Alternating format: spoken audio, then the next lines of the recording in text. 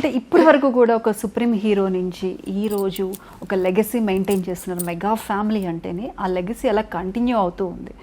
Almost మీరు in 500+ movies అంటే it's not a small thing.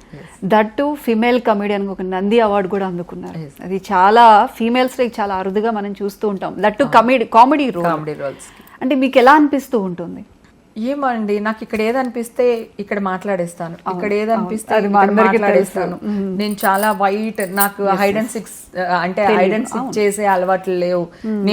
నేను ఇలాగే ఉంటాను. సో గయ్యాలా, ఓకే గయ్యాలి, నా హక్కుల కోసం నేను పోరాడుతున్నాను, లేదా పక్కన వాళ్ళ కోసం నేను పోరాడుతున్నాను. నేను గయ్యాలి అంటారా, కాంట్రవర్సీ అంటారా, అది మీరు పెట్టుకున్న పేరు. నేనేంటో నాకు తెలుసు, నేనేంటో నా హీరోలకి తెలుసు, నేనేంటో నా డైరెక్టర్కి తెలుసు, నేనేంటో నా ఫ్యామిలీకి తెలుసు, నేనేంటో ఆడియన్స్కి తెలుసు. మధ్యలో వచ్చి మీరు ఏం చేసినా I don't care, I don't mind అని చెప్పేస్తాను. బాగా మెగాస్టార్ చిరంజీవి మూవీస్ చూసినప్పుడు ఒక్కొక్క సన్నివేశంలో ఒక్కొక్క ఎమోషన్ మనకు క్యారీ అవుతూ ఉంటుంది. అలాగే థియేటర్లో కూర్చున్నప్పుడు మీరు అది విజిల్స్ వేయడం కానీ, పడి కుర్చీలోంచి లేచి నవ్వడం కానీ, కింద పడిపోయి నవ్వుతూ ఉంటారు కొంతమంది. అలాంటి సిచ్యువేషన్స్ కానీ ఏమైనా ఉన్నాయి? అయ్యో, మెగాస్టార్కి మేము మామూలు ఫ్యాన్స్ అనుకుంటున్నావా మేడం? అసలు కొంచెం ఫేస్ తల్లించుకోండి. ఇలాంటి డైలాగ్స్ ఎప్పుడైనా యూజ్ చేశారా? అయ్యో, భయంకరంగా యూజ్ చేస్తాం. అసలు చంటబ్బాయి సినిమా అయితే ఎర్రగా తీసి నవ్వి చచ్చిపోయే వాళ్ళం మేము. Early morning 5 o'clock first show వేసేవాళ్ళు మాకు అప్పుడు. ఆ టైంలో నేను చెప్పేది 88, 87 ఆ టైం గురించి చెప్తున్నాను నేను ఇప్పుడు మీకు. ఆ టైంలో ఎర్లీ మార్నింగ్ 4:35 షోస్ వేసేవాళ్ళు. నేను ఆ షోకి వెళ్ళిపోయి సినిమా చూసేసి నేల కింద కూర్చోవడం, పేపర్లన్నీ చింపేసి ఎగరేసేసి డాన్సులు చేసి విజిలేసి మామూలుగా కాదు అసలు. బాగా ఎంజాయ్ చేసాం. అసలు చిరంజీవి గారు అసలు నా డ్రీమ్ మీరు ఆ టైంలో అంటే కరెక్ట్ గా 13-12 years అంటే మనం అప్పుడే యుక్త వయసుకు వస్తున్న ఏజ్ లో మనకు ఒక మెగాస్టార్ చిరంజీవి గారు, ఒక కలల రాజు, అసలు కింగ్. అసలు ఆ కలల రాజుని మీరు బావగారు అని పిలుస్తున్నారు. ఇండస్ట్రీలో ఎవరికి దక్కని ఇది మీకే చెప్తున్నాను కదా. ఏమో మరి నేను ఏ జన్మలో ఏ పుణ్యం చేశానో నాకు తెలియదు, కానీ ఇప్పుడు కూడా అందరూ అదే సపోర్ట్, అంత ప్రేమగా చూస్తారు, అంత సరదాగా ఉంటారు. రేపొద్దున నా కూతురు మ్యారేజ్ జరిగితే కూడా సో డెఫినెట్ మా హస్బెండ్కి బాధ్యతలన్నీ అప్పచెప్పేశాను. నేను వెనకాల ఉండి బ్యాక్గ్రౌండ్ అనమాట. సో ఆయనకి, మా హస్బెండ్కి సపోర్టివ్గా మా చిరంజీవి గారు, నాగార్జున గారు, బాలయ్య బాబు వీళ్ళందరూ ఉంటారు. నా కూతురు మ్యారేజ్కి వాళ్ళ చేతుల మీదే జరుగుద్ది. అలాగే చిరంజీవి గారి ఫ్యామిలీతో మీకు మంచి సాన్నిహిత్యం ఉంది. చిరంజీవి గారు ముఖ్యంగా ఉమెన్కి ఎంత రెస్పెక్ట్ ఇస్తారు, ఎంత వాల్యూ ఇస్తారు, వాళ్ళ సిస్టర్స్ని చూస్తే మనకి అర్థమవుతుంది వారి మాటల్లో.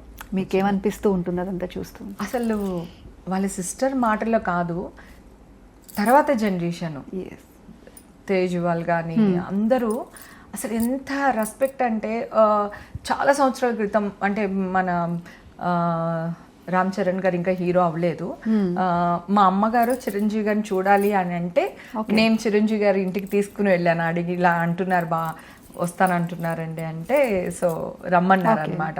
చిరంజీవి గారి ఇంటికి వెళ్ళాం. ఆయన బర్త్డే అనుకుంటాను, ఇలాగే ఏదో ఒక బర్త్డేకి మదర్ని తీసుకుని బొకే తీసుకుని వెళ్ళాను నేను. వెళ్ళగానే అసలు ఆయన చూడగానే అమ్మని చేపట్టుకుని లోపల తీసుకెళ్ళి అమ్మతో ఫోటో, మా రాజోళ్ళు ఇంత పెద్ద ఫోటో ఉంటుంది మా ఇంట్లో, చిరంజీవి గారు మా అమ్మగారిది అనమాట. వెళ్ళి అమ్మతో కూర్చోపెట్టుకుని ఆయన అంతా చక్కగా మాట్లాడి, అంత రష్లో అంత దీంట్లో కూడా మాట్లాడి అమ్మని పంపించారు అనమాట. సో అంటే ఇంకా నా ఫ్యామిలీ, ఆయన్ని నేను ఇప్పుడు 7 తరాలు చెప్పుకుంటాను. నా మనవరాలు చెప్తాను, మా మెగాస్టార్ చిరంజీవి గారు ఇలాగా వాళ్ళ ఇంట్లో ఇలా చేశారు, ఆయన పెద్ద టాప్ మోస్ట్ హీరో అయినా కూడా ఇంత గర్వం లేదు, అసలు అంత ఫ్రెండ్లీగా ఉంటారు, అంత హెల్పింగ్ నేచర్ అని చెప్పడంలో కథలుగా చెప్పుకుంటూ వెళ్ళొచ్చు. అలాగే వెళ్ళగానే ఆయన అప్పుడు ఇంకా చిరంజీవి గారు రాలేదు, రామ్ చరణ్ ఆంటీ రండి ఆంటీ అని చెప్పి కూర్చోపెట్టి, ఆంటీ కాఫీ తాగుతారా, ఏం తాగుతారో అని చెప్పి, నేను అసలు చిరంజీవి గారు అబ్బాయి నేను ఫస్ట్ టైం చూడడం, అబ్బాయి వాళ్ళ ఇంట్లో నేను ఫస్ట్ టైం చూడడం అనమాట, బాబుని. ఎంత రెస్పెక్ట్ చేసేసారో అసలు. నేను తర్వాత అడిగా, ఎవరండి బాబు అంత చక్కగా మాట్లాడుతున్నారు అంటే, సార్ వాళ్ళ అబ్బాయి అండి అని చెప్తా ఉన్నారు.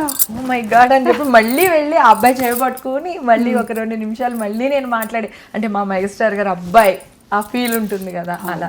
తర్వాత రామ్ చరణ్ గారితో సినిమా చేసినప్పుడు కూడా ఆయన నన్ను తిట్టే సన్నివేశాలు వచ్చినప్పుడు తొందరగా తిట్టలేరు. నేను చెప్తా, ఇక్కడ నేను నీకు ఆంటీని కాదు, నువ్వెవరో నాకు తెలియదు, మీరు హీరో, నేను మీకు అత్తగారిని ఇక్కడ, సో ఇప్పుడు మీరు నన్ను తిట్టాలి, సో అట్లా చెప్తా.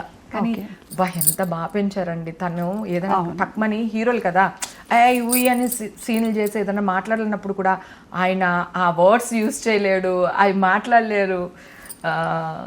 రామ్ చరణ్ చాలా పద్ధతిగా, అలాగే వాళ్ళ మేనల్లుళ్ళు కూడా ఎంత పద్ధతిగా ఉంటారు, ఎంత రెస్పెక్ట్గా ఉంటారు. సాయి ధర్మ తేజ్ అయితే నాకు కొడుకే. సో అడాప్టర్ సన్ అనమాట, నన్ను మమ్మీకి అడాప్ట్ చేసుకున్నాడు ఆ అబ్బాయి అలా.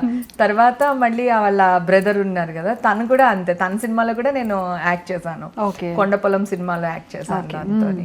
సో వాళ్ళు అందరూ నన్ను మదర్గా చూసుకుంటారు. అంటే ఆయన పెంపకం ఎలా ఉంది అనేది చెప్తున్నా, వాళ్ళని చూస్తే అర్థమవుతుంది. అలాగే పవన్ కళ్యాణ్ గారు ఆ పిల్లల్ని ఎలా పెంచారు. ఫ్లైట్ మిస్ అయితే టికెట్ పోతే ఎలా వస్తుంది, బస్సులో వెళ్ళు అంటే అప్పటికే మెగాస్టార్ చిరంజీవి గారి ఫ్యామిలీ మేనల్లు వాళ్ళు, అప్పటికే పవన్ కళ్యాణ్ గారు. సో వాళ్ళు బస్సుల్లో వెళ్ళాలి, ఇలా వెళ్ళకూడదు, ఇలా కాదు మన లైఫ్ స్టైల్ అని నేర్పించడం అనేది చూడండి, అది గొప్ప విషయం. కొంచెం డబ్బులు ఉంటేనే మనం ఏమంటాం, పోతే పోనీ నాన్న ఈ ఫ్లైట్ లేదు, ఇంకో ఫ్లైట్ వేసుకెళ్ళి కారు వేసుకెళ్ళిపోయి అంటాం కదా. కాదు, అక్కడ వాళ్ళు నేర్పిస్తున్నారు, సంస్కారాన్ని కూడా నేర్పిస్తున్నారు. అట్లా నాకు ఆ మగపిల్లల్ని ఆడపిల్లల్ని చూస్తుంటే అబ్బా ఇది కదా ఫ్యామిలీ, ఇలా కదా ఉండాలి. ఈయన దోశలు వేసి పెడుతుంటే వైరల్ అయిన వీడియోలు కదా, ఇది కదా ఫ్యామిలీ, ఇలాగే కదా ఉండాలి. ఎవరుంటారు కోటీశ్వర్లు 100 మంది ఉండొచ్చు, కానీ ఆయనకున్న మనస్తత్వం కానీ, ఫ్యామిలీ పట్ల కానీ, అభిమానుల పట్ల కానీ, ప్రజల పట్ల కానీ చిరంజీవి గారు అందుకే ఆయన మెగాస్టార్ అంతే, నో వర్డ్స్.